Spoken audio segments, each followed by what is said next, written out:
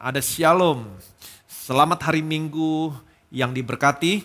Saya berdoa dan saya percaya dimanapun saudara berada, saudara baik-baik, sehat-sehat dalam segala sesuatu, sama seperti jiwa saudara, jiwa saya baik-baik saja. Hari ini saya masih tetap melanjutkan pelajaran tentang Roh Kudus. Sebagaimana saudara dan saya ketahui, Roh Kudus adalah pribadi yang ketiga dari Allah Tritunggal, Allah Bapa, Allah Anak atau Allah Putra, dan Allah Roh Kudus. Dan saya percaya Roh Kudus tidak pernah membuat saudara dan saya untuk fokus kepada dirinya. Tetapi sebaliknya Roh Kudus akan selalu membuat saudara fokus kepada Bapa dan kepada Yesus. Allah sudah memberikan Roh Kudus. Dan sehari ini Roh Kudus ada dalam hidup saudara, dalam hidup saya. Ada di dalam saudara, ada dalam saya. Dan peran Roh Kudus ketika dia ada dalam saudara, dalam saya, bukan untuk menyingkapkan atau mengingatkan dosa-dosa saudara. Bukan, tetapi dia selalu memuliakan Yesus dalam hidup saudara, dalam hidup saya. Sudah siap diberkati Tuhan?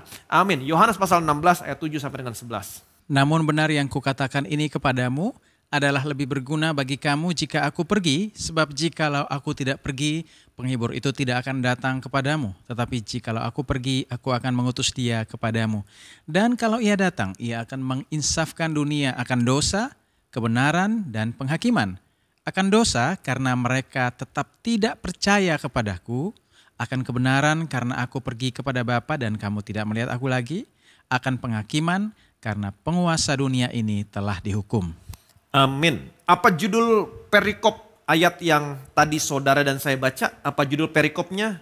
Pekerjaan penghibur, pekerjaan Roh Kudus. Apa pekerjaan Roh Kudus? Yesus berkata, apabila ia datang, penghibur itu datang, maka ia akan menginsafkan dunia. Yang pertama akan dosa, yang kedua akan kebenaran, yang ketiga akan penghakiman. Amin.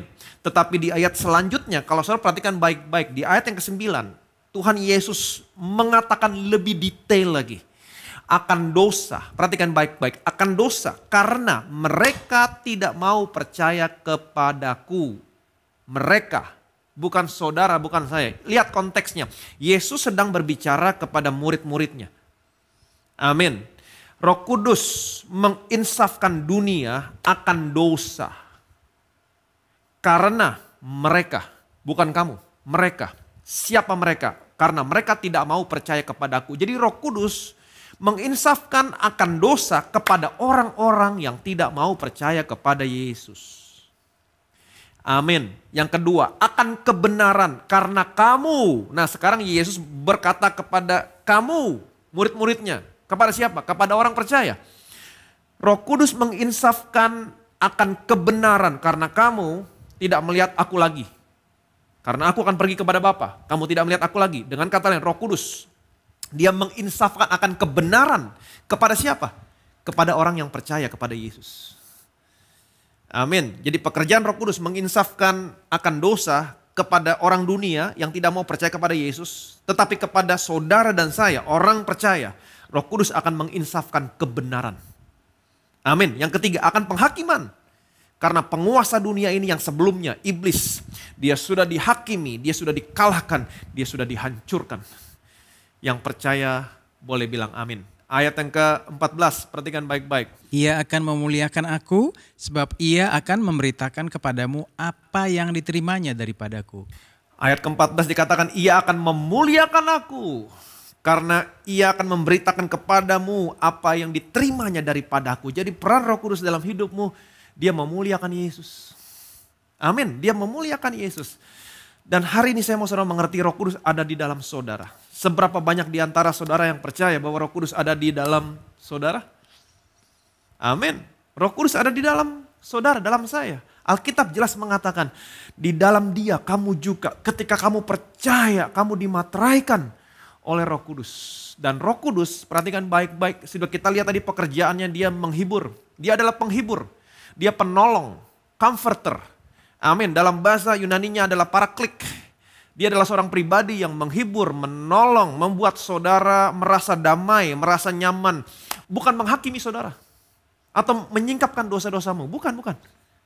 Amin. Tahukah saudara, seperti yang kita sudah pelajari, bahwa Roh Kudus di dalam perjanjian lama, dia bisa datang dan pergi. Dia bisa keluar dan masuk. Ingat cerita tentang Simpson? Ingat? Dan seperti yang saya katakan bahwa Simpson bukan memiliki fisik seperti yang digambarkan dalam film-film. Tubuh yang kuat, tinggi besar, berotot. Bukan.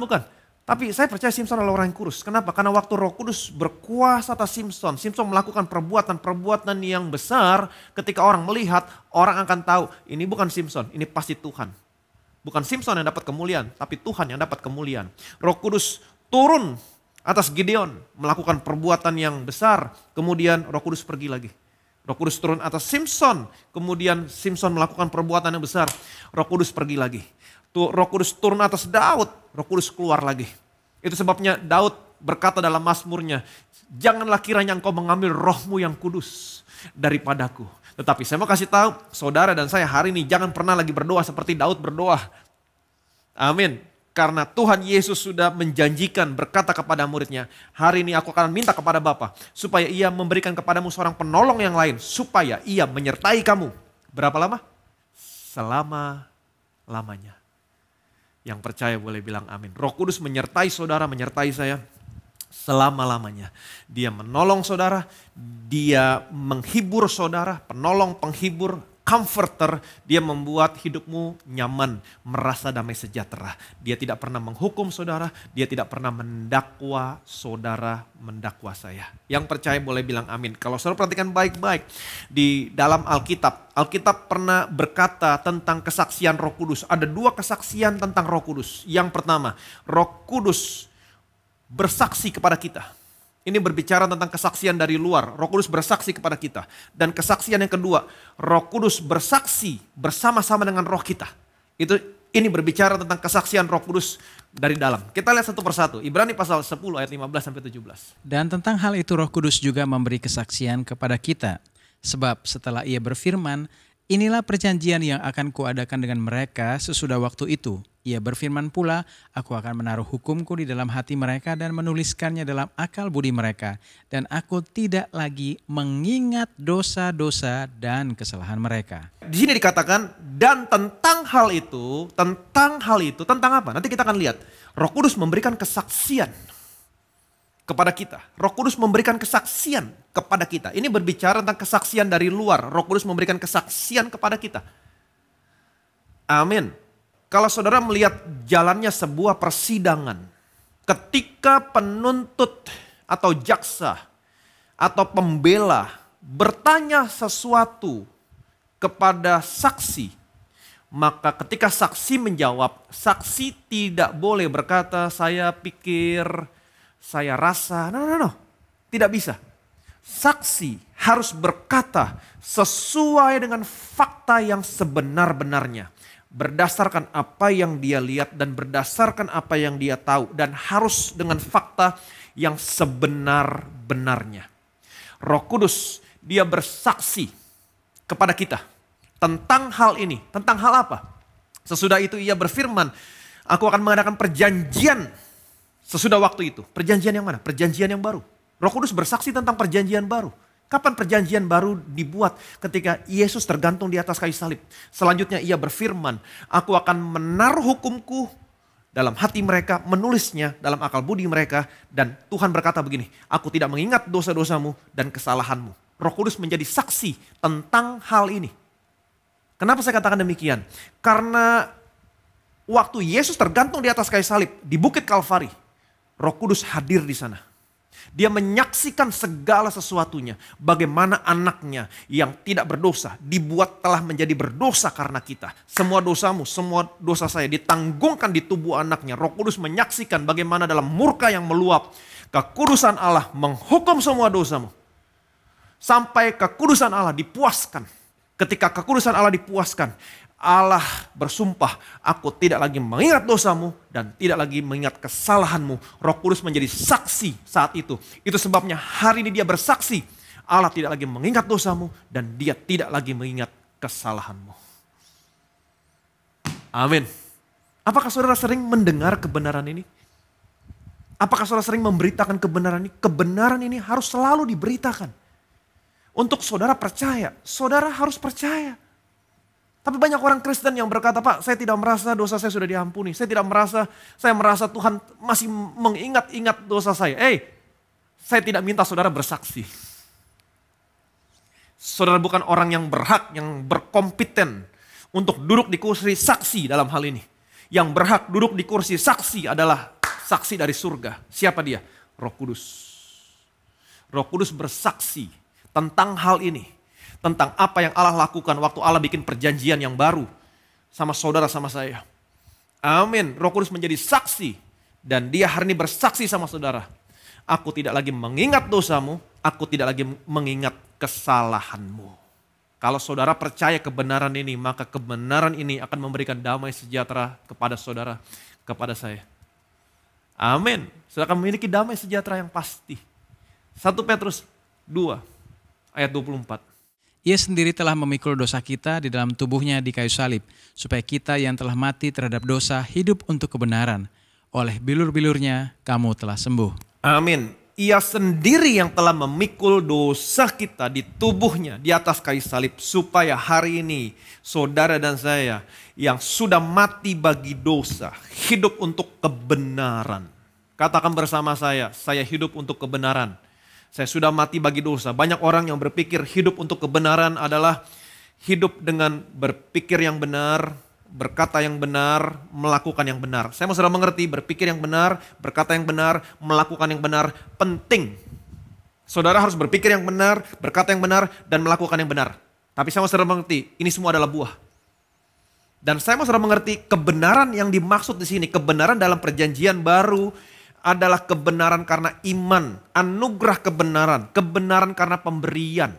Jadi yang dimaksud dengan ayat ini adalah saudara dan saya harus mati bagi pendakwaan, mati bagi hukum Taurat, mati bagi penghukuman. Saudara harus percaya bahwa saudara dan saya adalah orang yang dibenarkan bukan karena apa yang kamu lakukan, tetapi karena apa yang sudah Tuhan Yesus lakukan. Ini Injil, ini kabar baik, beritakan ada kekuatan Allah yang bisa menyelamatkan setiap orang yang percaya.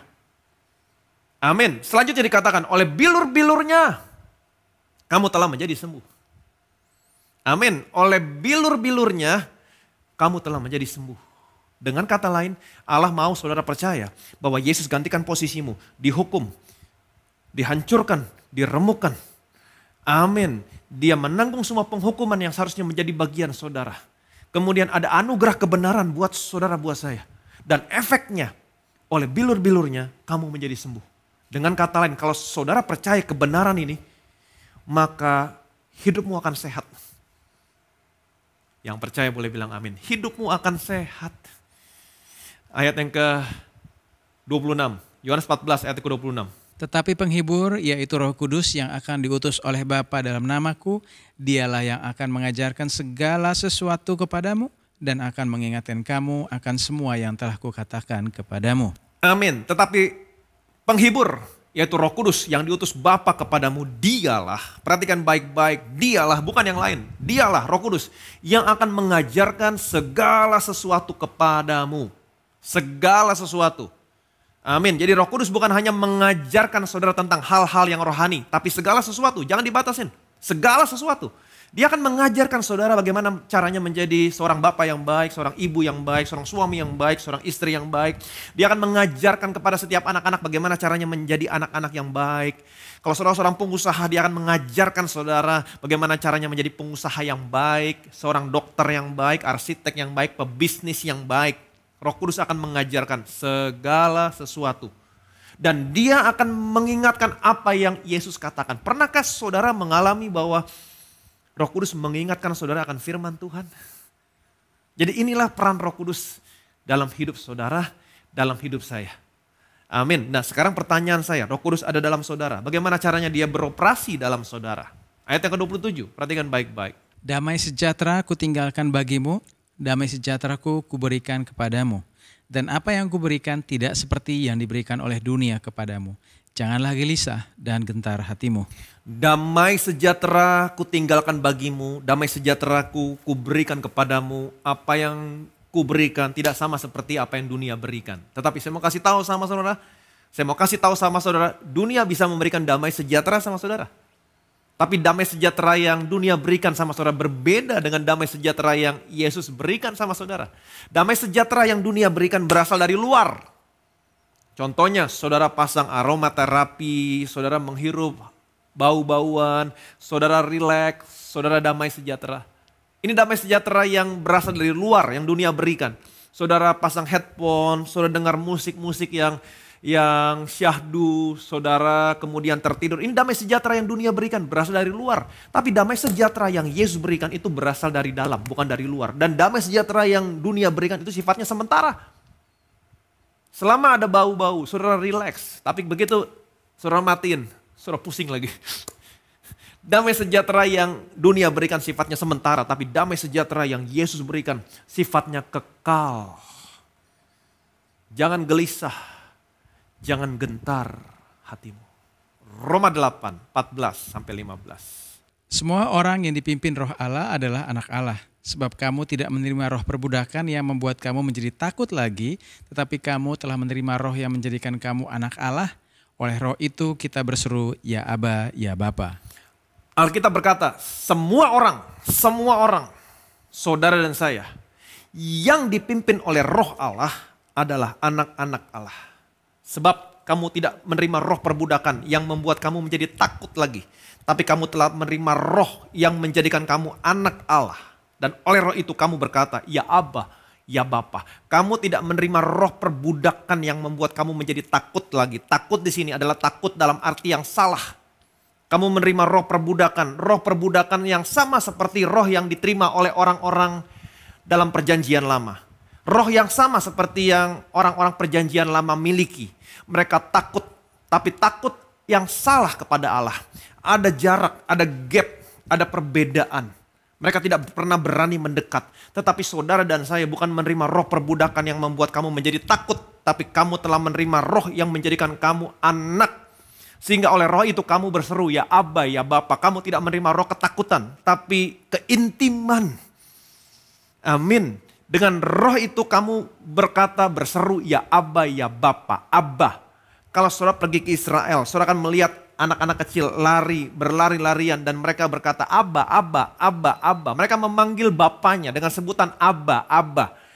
Panggilan yang sangat intim dari seorang anak kepada bapaknya. Dia tidak berkata, Father, Father. Abba, lebih intim, Daddy.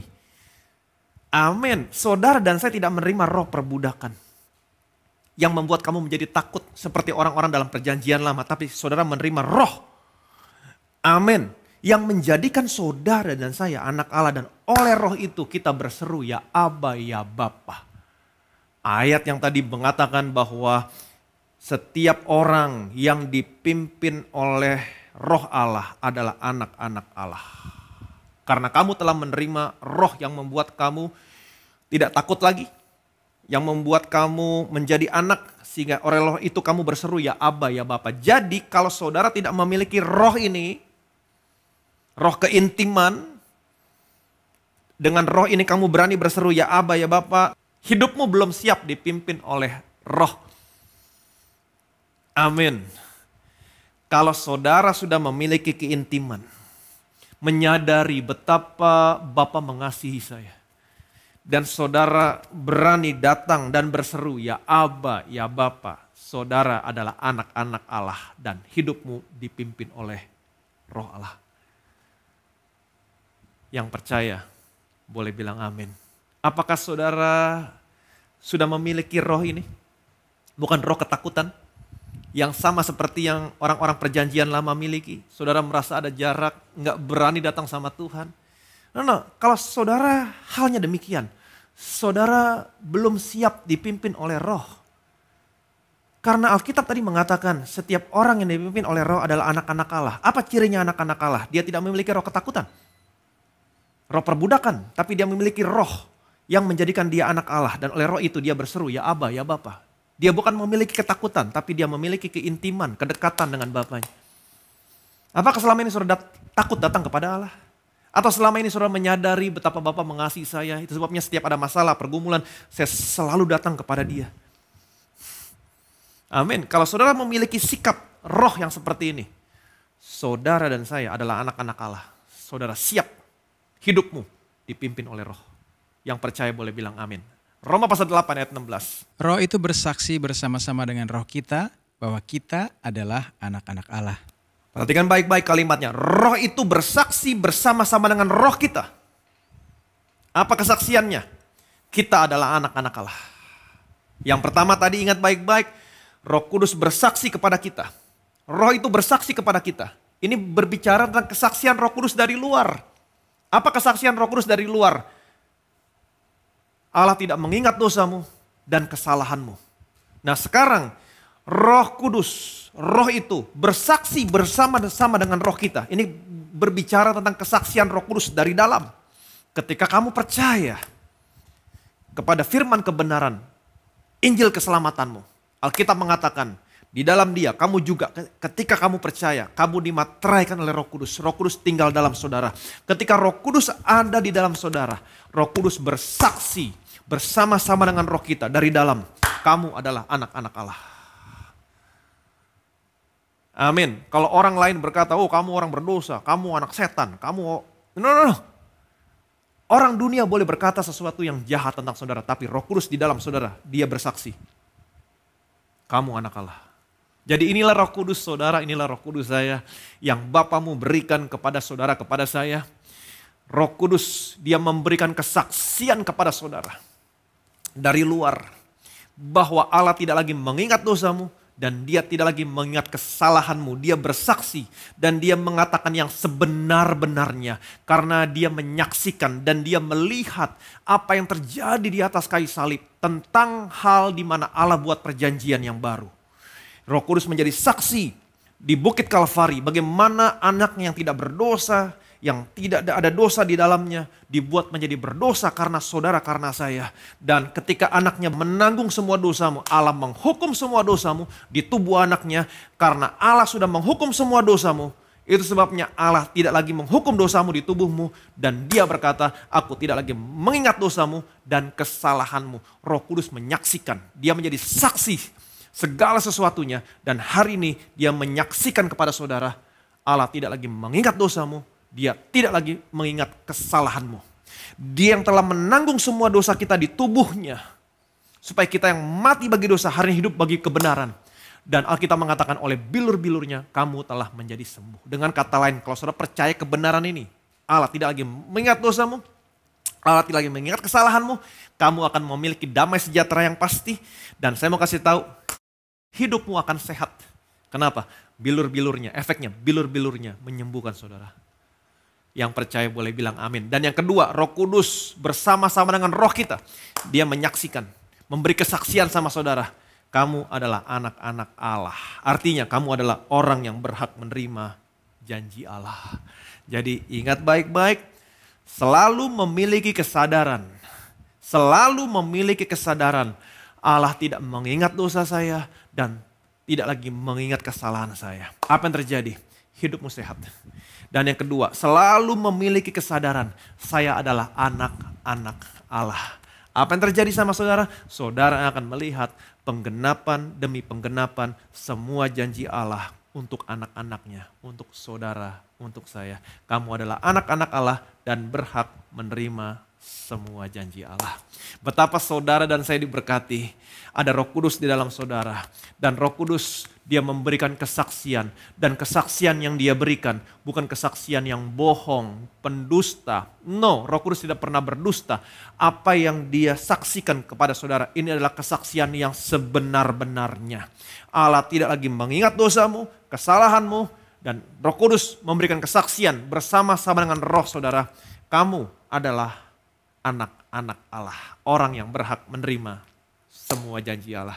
Betapa saudara dan saya diberkati ada di dalam Tuhan Yesus Kristus. Hari ini saya punya satu kesaksian. Luar biasa. Kesaksiannya datang dari Yuli. Shalom.